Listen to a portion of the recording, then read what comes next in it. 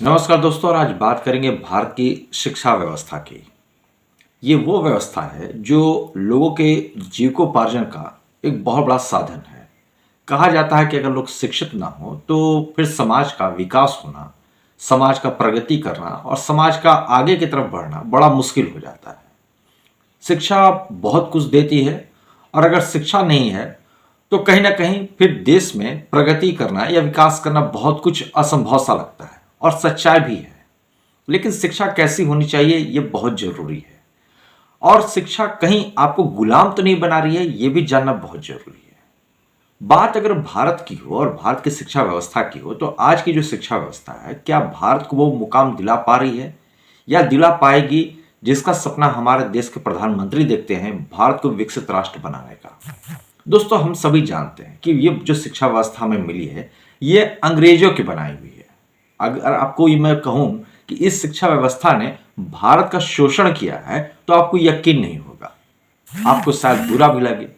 और बात तो यहां तक आ जाती है जब कहा जाता है कि मंदिर बनाने की जरूरत क्या है, स्कूल बना दो।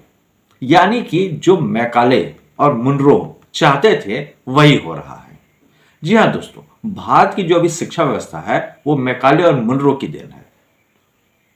उन्होंने जब अपने समय संविधान बनाया था तो उन्होंने एक एजुकेशन एक्ट पास किया था जिसके तहत भारत के 7.5 लाख गुरुकुल तोड़े गए थे। दोस्तों, अगर गुरुकुल की मैं चर्चा करूं तो ये वो गुरुकुल थे जो मंदिर के चढ़ावे से चला करते थे, और यहां पे पैसे नहीं चढ़ाए जाते थे बल्कि यहां पे खाने पीने की वस्तुओं को चढ़ाया जाता था, जिसे हम भोग लगाना भी कहते हैं। और बाद में उसी का इस्तेमाल होता था वहां के शिक्षकों, वहां के आचार्य, वहां के शिष्यों के खान पान के लिए, और उस मंदिर के परिसर में ही उनके रहने की व्यवस्था हुआ करती थी। यानी कि पूरा का पूरा शिक्षा प्रणाली जो था वह फ्री ऑफ कॉस्ट था, और उसके ऊपर प्रशासन का कोई जोर भी नहीं चलता था। ये इतनी बेहतरीन व्यवस्था थी कि भारत युगों युग तक विश्व गुरु बना रहा। मुगलों के अधीन था उस समय भी भारत की उत्तर उत्तर की पूरी व्यवस्था जो थी वहां पे 98% लोग शिक्षित थे, जबकि दक्षिण की जो व्यवस्था थी वहां पे 100% लोग शिक्षित थे। यानी कि उत्तर भारत में 98 और दक्षिण भारत में 100% लोग शिक्षित थे। आप कल्पना कीजिए कि मंदिर ने किस तरीके से भारत की शिक्षा व्यवस्था को मजबूत किया हुआ था और किस तरीके से भारत को विश्वगुरु बनाकर रखा हुआ था। अंग्रेज जानते थे कि अगर भारतीय प्रशासन करना है तो सबसे पहले उन्हें इस शिक्षा व्यवस्था को खत्म करनी होगी, क्योंकि यही इन भारतीयों की जान है।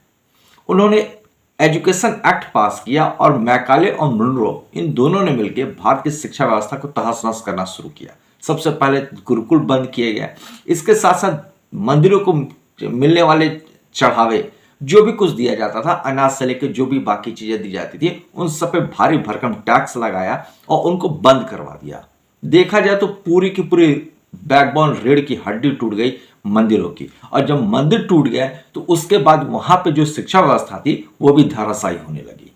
उसके बाद उन्होंने अपनी शिक्षा व्यवस्था लागू की, जिसके तहत उन्होंने हर जगह इंग्लिश को कंपलसरी किया, और उन्होंने जो अपनी शिक्षा व्यवस्था लागू की वो भारत के लोगों को शिक्षित करने के लिए नहीं बल्कि उन्हें मजदूर की तरह इस्तेमाल करने के लिए।